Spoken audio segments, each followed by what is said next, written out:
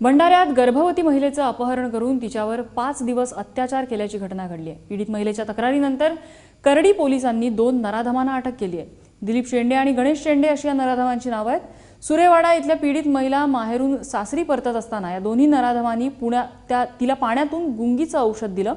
त्यानंतर या पीडितेचं अपहरण केलं। शुद्धीवर आल्यानंतर आपल्यावर अत्याचार झाल्याचं या पीडितेच्या लक्षात आलं। तिनं विनवणी करूनही त्यांनी तिला सोडलं नाही। अखेर आरोपींनीच तिला भंडारा ग्रामीण पोलीस ठाण्यात पीडित महिला आत्महत्या करत होती आणि आपण तिला वाचवलं असा दावा केला। मात्र पोलीस तपासात त्यांचं हे बिंग फुटलं आणि दोन्ही नराधमांना अटक करण्यात आली आहे। चंद्रपूरच्या पलीकडे एक नाला आहे छोटासा। त्या नाल्यामध्ये तिच्यावर आडीपाडीने दोघांनी बलात्कार केला। 28/5 सोडाला। नंतर त्यांनी त्या पीडित मुलीला आमगाव इथे आपल्या घरी नेऊन त्या दिलीप याच्या घरी नेऊन आडीपाडीने दोघी बलात्कार करायचे।